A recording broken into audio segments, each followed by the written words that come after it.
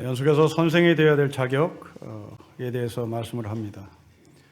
선생이 되어야 될 자격을 오늘 9절부터 12절 말씀을 피상적으로 보면 일구이연하지 말라, 한 입으로 두 말을 하지 말라라고 하는 것처럼 보이죠. 또 공자는 그런 말을 했습니다.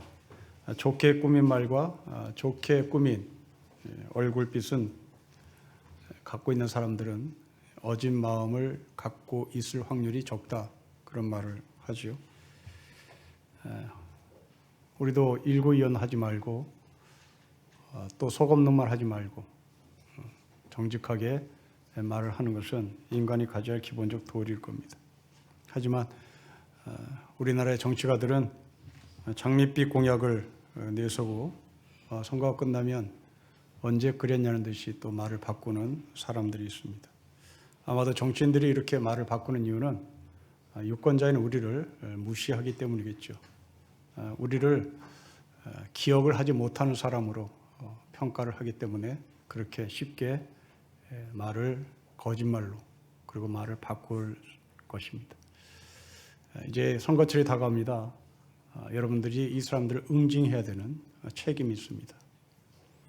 그렇지 않으면 여러분들의 권리는 계속 착취당할 것이고 또 그들은 여러분의 권리를 빼앗아 갈 것입니다.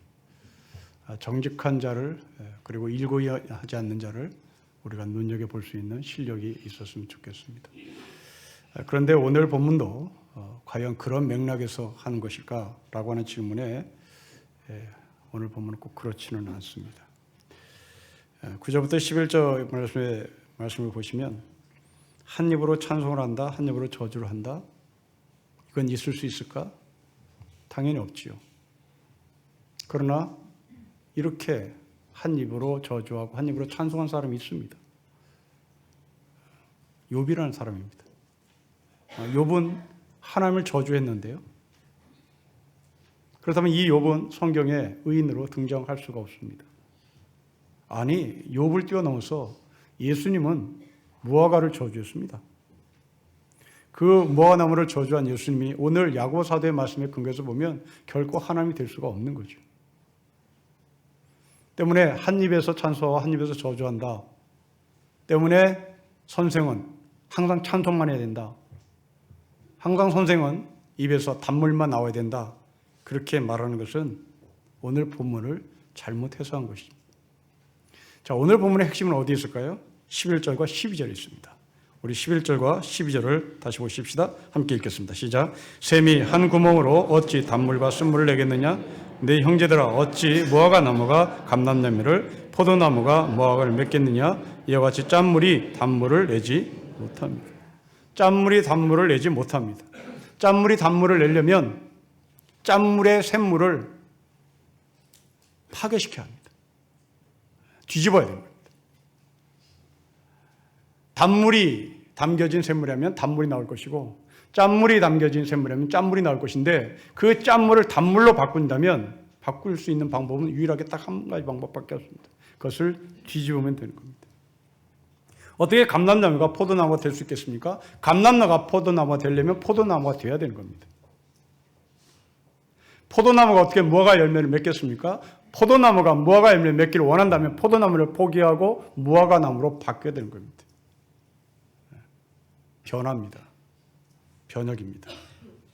오늘 야고보 사도가 하는 말은 당신이 하나님으로부터 받은 입을 통하여 일구이연하지 마세요 라는 말이 아니라 당신은 선생이 되려면 변화해야 한다.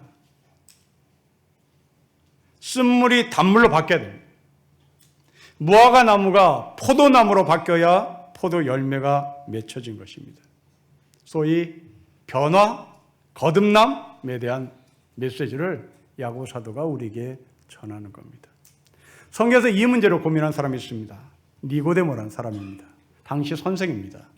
여러분 2000년 전에 이스라엘의 선생이라면 이 사람은 엄청난 권위를 갖고 있었습니다. 저희 문화도 마찬가지입니다. 선생님은 빛입니다. 선생님은 빛이기에 그 선생님의 뒤에 그림자를 밟지 않는 것이 우리의 문화였습니다. 이스라엘은 우리보다 더 엄격했습니다. 이 선생인 니고데모가 당시의 빛인 니고데모가, 그 빛으로 이스라엘 백성들을 끌고 갈 지도자인 니고데모가 밤에 예수님을 찾아옵니다. 밤에 예수님을 찾았던 게 무슨 말일까요? 빛을 잃었다는 겁니다. 자기가 갈 방향을 놓쳐버린 겁니다. 밤에 이 사람은 갈팡질팡하는 겁니다. 내가 어디로 가야 될지 방향 설정을 못한 겁니다. 이 밤에 니고데모가 예수님께 찾아와서 묻습니다. 나 방향 좀 제대로 잡게 해주세요. 내가 어떻게 해야 방향을 잡을 수 있겠습니까? 내가 어떻게 다시 태어나야 제대로 살 수 있겠습니까? 내가 어떻게 다시 태어나야 이스라엘 백성들을 향도의 역할을 할 수 있겠습니까? 내가 향도라는 라이센스를 들고 있는데, 내가 선생이라는 라이센스를 들고 있는데, 내가 이 빛의 라이센스를 들고 있는 사람으로서 이스라엘 백성들을 어떻게 끌고 갈까요? 이스라엘 백성들 어떻게 향도해 나갈까요? 비틀비틀하고 있는 겁니다. 여러분, 대단히 양심적인 사람입니다. 선생이라는 라이센스를 들고 그 라이센스로 때로는 저주하고, 때로는 찬송하고, 때로는 자기 할 말하고, 때로는 무화과 나무를 얘기하고, 때로는 포도나무를 얘기하다가 이렇게 왔다 갔다 하던 이 사람이 마음의 갈등을 가진 나머지 예수님께 찾아와서 나 길을 잊었으니 나에게 길을 제시해 주세요. 나를 거듭나게 해주세요. 나를 변화시켜 주세요. 라고 질문합니다. 하지만 리더임에도 불구하고 자신이 전혀 나가는 방향에 대해서 고민을 하지 않았던 사람은 이 세상에 참으로 많습니다. 저는 그 중에서 기독교를 국교로 공인한 콘스탄틴 황제를 소개합니다. 이 콘스탄틴이 기독교를 로마의 국교로 공인한 것을 우리는 콘스탄틴의 신앙으로 봅니다. 콘스탄틴이 믿음을 가졌기에 이 믿음으로 기독교를 국교로 공인하고 음지에 있었던 박해받던 기독교가 양지로 와서 자유를 얻었다고 설명을 합니다. 여러분, 이것은 아전 인수격으로 해석하는 우리의 해석이죠. 역사가들은 그렇게 해석하지 않습니다. 역사가들은 이 콘스탄틴이 기독교를 공인한 이유는 자기 정치 철학을 펼치는데 이 기독교 세계관이 딱 맞아 떨어졌기 때문입니다. 자, 기독교 세계관의 하나님은 누굽니까? 두 가지로 대표합니다. 하나는 유일하신 하나님입니다. 두 번째는 이분이 구원하시는 하나님입니다. 콘스탄틴에게 있어서 유일하신 하나님, 그리고 구원하시는 하나님, 이 두 개의 신관이 황제가 된 콘스탄틴에게는 대단히 매력적인 사상이었습니다. 왜냐하면, 자, 여러분이 알다시피 콘스탄틴은 로마 사람입니다. 로마 사람이라면 이 사람이 황제가 되기 전까지 수많은 교육을 받았다는 얘기입니다. 그 수많은 교육 가운데 그리스 로마 신화를 연구했겠죠. 그 그리스 로마 신화가 갖고 있는 내용은 두 가지입니다. 첫째로, 그리스 로마 신화는 신들이 너무나 많습니다. 사도행전의 바울도 이것을 우리에게 보여주죠. 아테네에 가서 설교를 했던 이 바울이 아테네에 가서 본 광경을 기록합니다. 아테네 사람들은 얼마나 종교적 심성이 강한지 신들을 만들어놨습니다. 소위 만신전들을 만들어놨죠. 제우스 신, 주피터 신, 수많은 신들을 만듭니다. 그 수많은 신들을 만들어놓고 이 아테네 사람들은 혹시 우리가 알지 못하는 신이 있을까봐 그 알지 못한 신을 만들어내야 되는 책임감 때문에 맨 뒤에 알지 못하는 신이라는 이름을 세우는 신전을 또 하나 만들어놨습니다. 이렇게 신이 많습니다. 그런데 기독교 세계관에서 하나님은 딱 한 분입니다. 여러분, 고대 시대의 로마의 황제는 신입니다. 신의 자리에 올라간 콘스탄틴 황제가 그리스 로마 신화의 신관을 선택하겠습니까? 유일신의 신관을 선택하겠습니까? 그리스 로마의 신관을 선택하면 황제가 많아야 되는 겁니다. 황제가 많아야 된다는 말은 쿠데타를 일으켜서 황제가 바뀌어도 할 말이 없는 겁니다. 당연히 콘스탄틴은 이 그리스 로마의 신관을 선택할 이유가 없겠지요. 유일하신 하나님, 이것이 자기에게 채택될 때 자기는 로마의 유일하신 황제가 되는 겁니다. 그것만이 아닙니다. 하나님은 구원하시는 하나님입니다. 하지만 그리스 로마 신화는 구원하시는 신에 대한 개념이 없습니다. 서로 질투하고 서로 싸우고 죽이고 뺏고 하는 것입니다. 대단히 인간적입니다. 인간의 성정이 깊이 들어가 있는 겁니다. 이 신을 택하겠습니까? 아니면 구원하신 하나님을 택하겠습니까?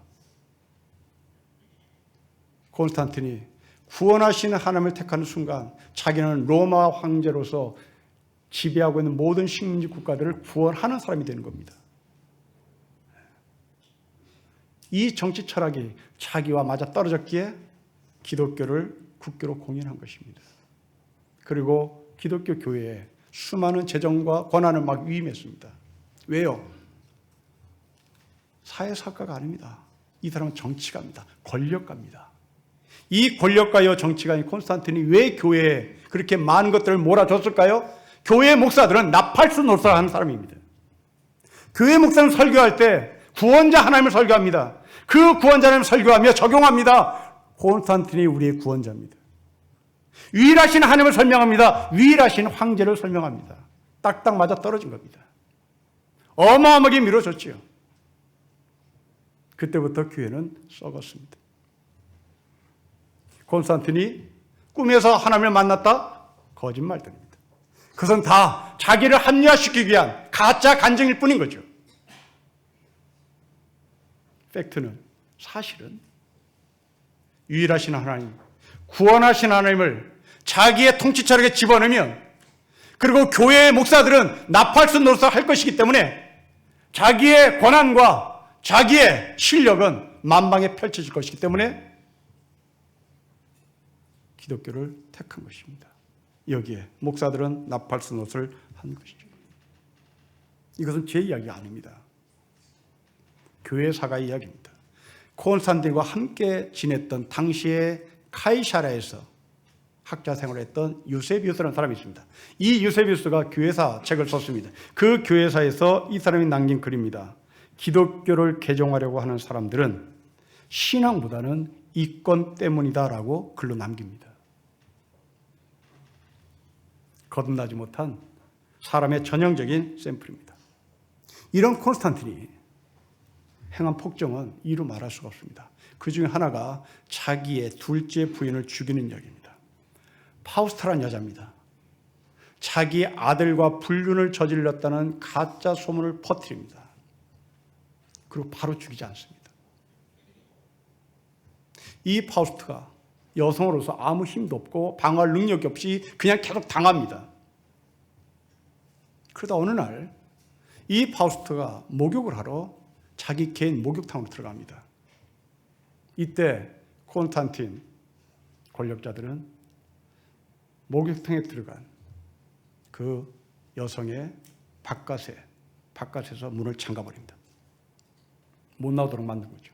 그리고 계속 뜨거운 물을 붓습니다. 튀겨 죽인 겁니다.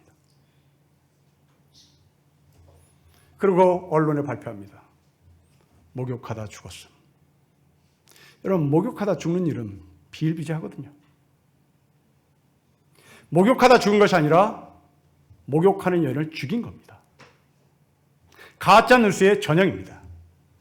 가짜 뉴스를 공부하려고 하는 사람들은 이 샘플을 깊이 연구할 필요가 있습니다. 당시 언론들은 이 여자가 죽임을 당했다는데 기사를 쓴 것이 아니라 목욕하다가 죽었어요. 사람들은 다 믿는 거죠. 여러분, 이게 기독교를 국교로 공인한 콘스탄틴의 이중성입니다. 이 사람이 주일날 예배를 드리러 가죠. 그리고 유일하신 하나님을 찬양합니다. 구원하신 하나님을 찬양합니다. 그리고 내가 그 구원의 자리에 갔고 내가 유일하신 하나님의 자리에 간 것에 대해서 뿌듯해합니다. 여러분, 이런 사람은 한국교회는 없을까요? 한국교회사를 전공한 옥성득 교수의 연구를 인용하겠습니다. 1901년 전후에 한국 사회가 와해돼 갈 때 중부지방에 3년간 대기근이 들었다.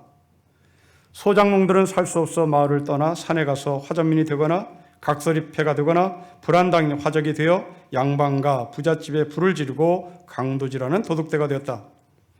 그때 가짜 교회를 만들어 예배당 마당에 높은 깃대를 세우고 붉은 십자 깃발을 달고 마을 사람들에게 자신이 생명과 재산을 보호해 주겠다고 하면서 돈을 착취하는 협작꾼들이 등장했다.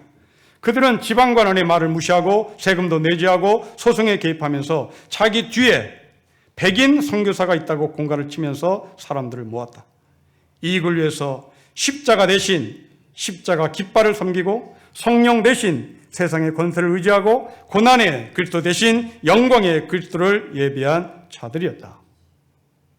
이어서 옥 교수는 말합니다. 오늘 다시 교회에 위기가 닥치고 교인이 줄고 교회 개척도 어렵고 노후가 걱정이 되자 교회를 세습하고 교회에서 한탕하려고 하는 협작꾼들이 등장했다. 광야에서 뱀에 물려 죽는 대신 구리뱀을 보면 살았듯이 자기 패에 가입하면 연금도 보장해주고 자기 라인에 서면 교회 직원 증거 보장해주고 자기 라인에 서면 흔들리는 당회장 자리도 보장해주고 세습도 합법화 주겠다고 유혹하는 사기꾼들이 이런저런 단체를 만들어서 설친다. 그렇습니다. 올해는 영남 출신의 총회자로 당선되면 그 뒤에 서면 세습도 합리화되고 이제 내년에는 호남 출신 총회장이 되면 그 뒤에 라인에 서면 연금도 보장되고 더 많은 돈도 얻을 수 있다 이 말입니다. 이들은 겉으로는 신학의 정체성, 겉으로는 복음주의 신학, 겉으로는 국가 안보를 내세우지만 실제로는 처음부터 끝까지 이들은 알파와 오메가는 하나님이 아니라 돈이요 권력이요 노보장이다. 교회에 불을 지르고 교회를 깨어서라도 한탕 먹고 살려고 이권을 챙기는 협작꾼들이 있는 것이죠. 여러분 이 이야기를 들으면 어느 교회가 연상됩니까? 명성교를 깨트려서라도입니다. 그렇게 평신도들이 있는 다하여 새벽기도 열심히 하며 하나님 앞에 울부짖으며 그 큰 교회를 만들었다면 그 큰 교회를 유지해 나가야 될 건데 깨어서라도 깨트려서라도 자신의 이권과 자신의 권력을 유지할 수 있다면 기꺼이 하겠다는 것이죠. 여러분 거듭나지 못한 목사들의 행태입니다. 그러면 어떻게 하는 것이 거듭날 수 있게?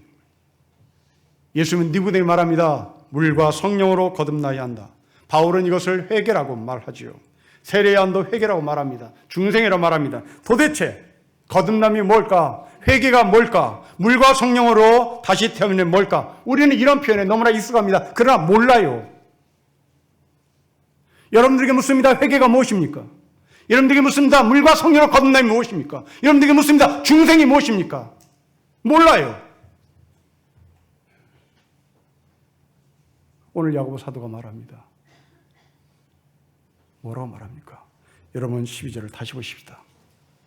12절 다시 읽겠습니다. 시작. 내 형제들아 어찌 무화과 나무가 감람나무를 포도나무가 무화과를 맺겠느냐 이와 같이 짠물이 단물을 내지 못합니다. 여러분 회개가 뭡니까? 회개는 짠물이 좀 덜 짠물이 되는 것이 아닙니다.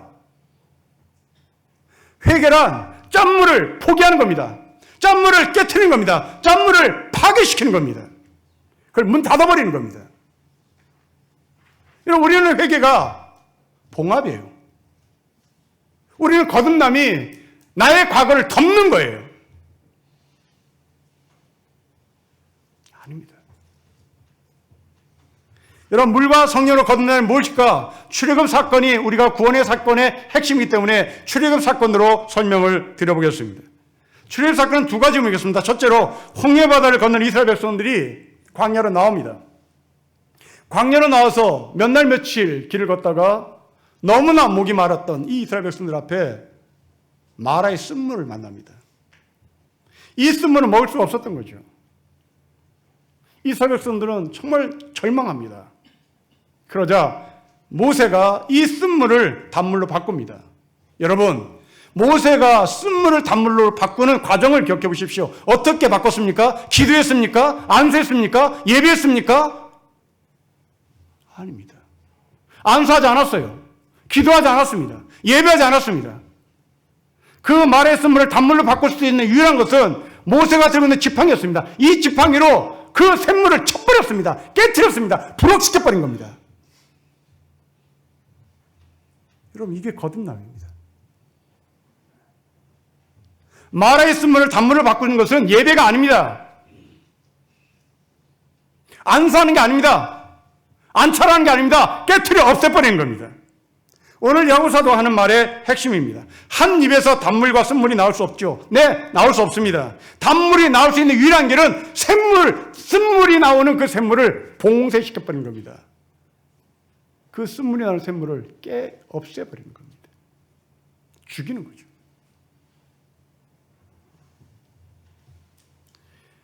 지금 우리나라는 내부에 썩은 것이 넘쳐 또 넘치고 있습니다. 4년 전부터 지도자의 부정부패가 우리를 정말스럽게 만들었습니다. 그 4년 전에 엄청난 특권을 지닌 대통령조차가 부정부패에서 밀려났습니다. 이제 우리는 다 끝난 줄 알았습니다. 그러나 그 밑에 또 썩은 것이 지금 스물스물 올라와 넘치고 있습니다. 절망스럽죠. 청년들에게는 더 심한 좌절과 절망을 주는 썩음에 진동하는 냄새가 지금 넘칩니다. 여러분, 이러다가 우리나라 끝장날 것 같습니다. 그러나 여러분, 구원의 관점에서 보면 절망스러운 것만 아닙니다. 이거는 깨는 작업입니다. 이건 없애는 방법입니다. 이건 쓸어 없애는 방법입니다.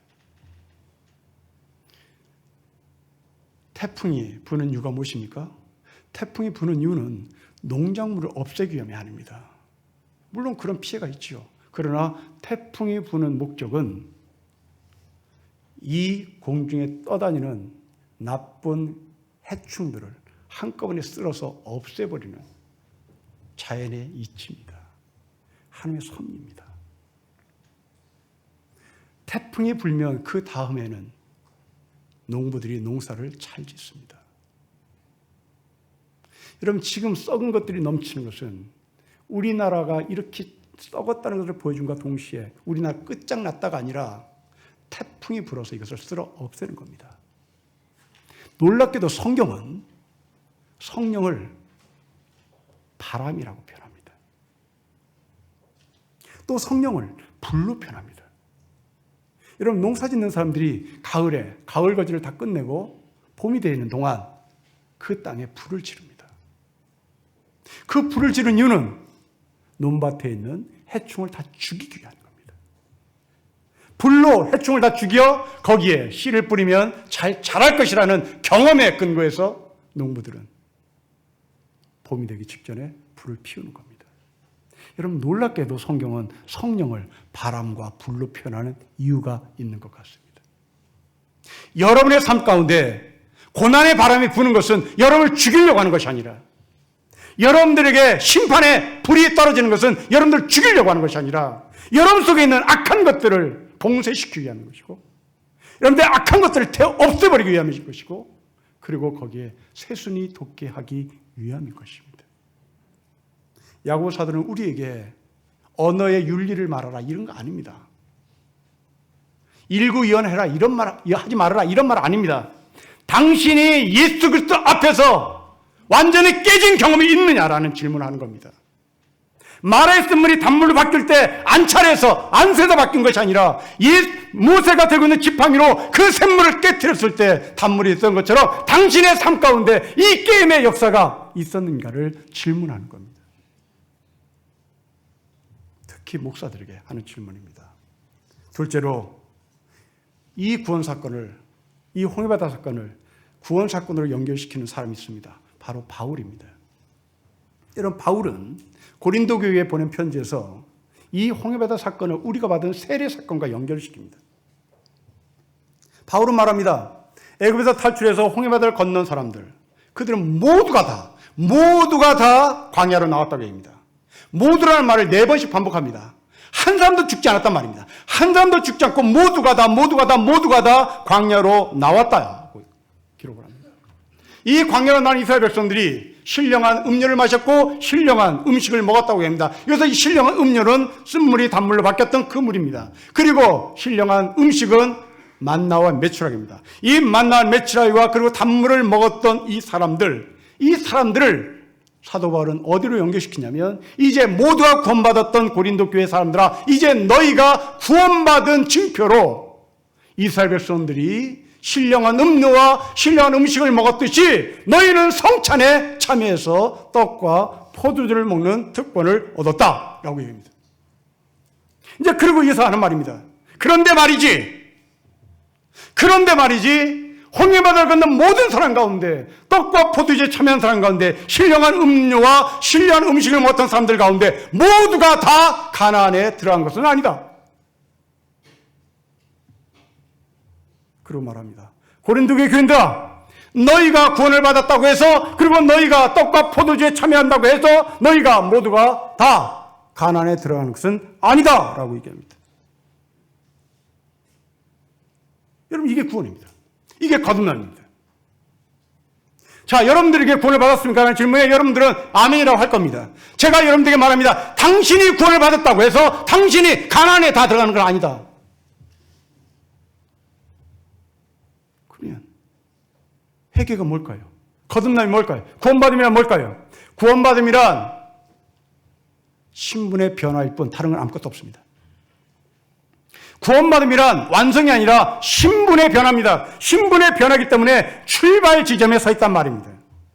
여러분들이 죄인에서 의인이 되었습니다. 하나님의 자녀가 되었습니다. 그렇다면 하나님의 자녀가 되는 순간 우리는 죄인이 가졌던 모든 사고와 행동과 습관을 일시에 버릴 수는 없는 겁니다. 하나님의 자녀가 된다 하더라도 과거에 가졌던 나의 죄된 습관을 그대로 갖고 오는 겁니다. 그대로 갖고 왔음에도 불구하고 하나님은 우리에게 떡과 잔을 주시면서 이것을 먹으라고 말합니다. 이것을 먹었다고 해서 그렇다면 우리가 완성된 것일까? 아닌 거죠. 우리는 신분만 변했기에 그 신분에 근거한 준비를 해나가는 출발선상에 있는 것이 바로 구원의 자리인 것입니다. 야고보 사도는 지금 그 얘기를 하는 겁니다. 당신이 쓴물이었는데 단물로 바뀌어야 한다. 당신의 과거의 모든 것이 깨져야 한다. 당신의 모든 것이 다 배설물로 여겨져야 한다. 그리고 이제 당신은 새롭게 출발하는 선상에서 거룩의 삶을 시작해야 한다는 것입니다. 여러분, 이것은 마치 국가대표로 부름받은 선수가 태릉 선수촌에 들어가는 것과 같은 이치입니다. 국가대표로서 태극마크를 달았습니다. 태극마크를 달았으면 이제 올림픽이 오는 순간까지, 올림픽의 시험 당일날까지 죽어라고 열심히 연습을 해야 되는 겁니다. 태극마크를 달았다고 해서 그 태극마크를 달고 태릉 선수촌에 들어가 있지 않고 강남의 카페에 앉아서 노닥거리면 그 사람은 10중 8구 올림픽에서 예선에서 떨어지는 겁니다. 태극마크를 다는 순간 더 열심히 연습에 열중해야 됩니다. 여러분, 목사도 마찬가지입니다. 장로도 마찬가지입니다. 목사 라이센스를 따는 순간 그 사람은 완성된 사람이 아닙니다. 목사 라이센스를 따는 순간 출발입니다. 장로로서 임직을 받은 순간 여러분들은 출발일 뿐인 겁니다. 그러나 우리는 목사 라이센스를 따면 다 완성된 것으로 착각하자는 거죠. 아니, 우리 젊은이들은 사법고시에 라이센스를 따면 그것으로 자기 인생이 풀린 줄 압니다. 그러니 딴짓하는 것이죠. 여러분, 이 시대 판사들이 소명으로 판사됐습니까? 아니면 권력으로 판사를 선택합니까? 이 시대의 양심의 자리에 선택합니까? 아니면 권력 중에 하나로 선택합니까?